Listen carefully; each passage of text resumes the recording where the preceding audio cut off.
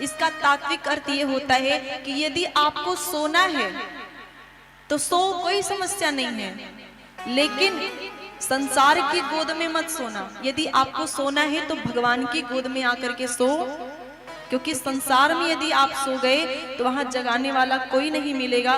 पर यदि आप पंडाल में आकर के सो गए, राम जी की गोद में आके सो गए, तो कभी ना कभी क्रांति होगी और आप जग जाओगे।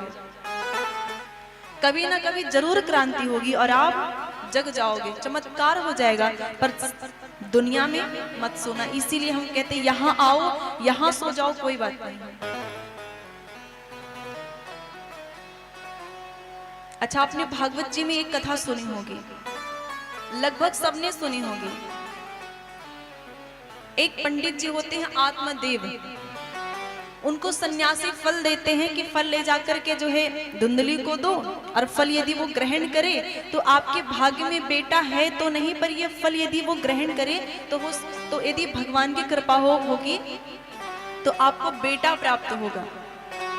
लेकिन जब आत्मदेव ने वह फल ले आकर के धुंधली को दिया, अपनी पत्नी को, धुंधली को उन्होंने दिया, तो धुंधली ने वो फल खाया नहीं खाया, और उस फल को ले जाके गैया को खिला दी। और गैया को खिला दी तो गैया के भी एक बहुत सुंदर सा बछड़ा हुआ। बछड़ा क्या, मनुष्य के जैसे जो है बेटा हुआ, केवल कान गौ के जैसे थे, बाकी मनुष्य के जैसे, तो उनका नाम गोकर्ण हुआ। तो ये इसको तात्विक अर्थ में हम ले तो आत्मदेव कौन है? बोले आत्मदेव है जीवात्मा, जीवात्मा आत्मदेव है। और ये मति क्या है? एक कुमति, जो मति कुमति हो जाती है, क्या है? यह धुंधली है। ये जो जीवात्मा है, यह इसे सन्यासी ज्ञान रूपी फल देते हैं, लेकिन यह जीवात्मा जो है मति के कहने से जो है वह फल ग्रहण नहीं कर पाती है। जीवात्मा तो जब यह जीव सुनता है सत्संग तो चाहता है कि उस चीज को अपने जीवन में उतारा जाए, पर यह मति उतारने नहीं देती है। ज्ञान की बात, ये मति नहीं उतारने देती है, और मति उतारने नहीं देती है, पर बगल में कहीं वो रख देती है। जैसे उसने फल को जो है गाय को खिला दिया, तो गोकर्ण काम आए थे बाद में आत्मदेव के। उसी प्रकार ज्ञान रूपी फल हम ग्रहण नहीं करते हैं, कहीं बगल में छोड़ देते हैं। लेकिन जब हमारे सामने कोई बहुत संकट आ जाता है, कोई विपत्ति की घड़ी आ जाती है, तब वह कथा में सुनी गई थोड़ी सी बात हमें याद आती है, और उस संकट का समाधान मिलता है, उससे हमें सहायता मिलती है।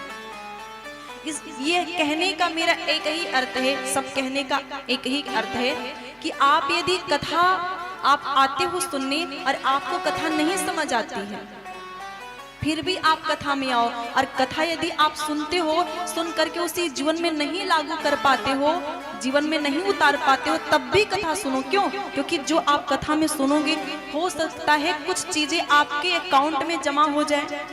आप तब नहीं लागू कर पाए, पर कभी आपको वो चीज काम में आ जाएगी, कभी हो सकता है।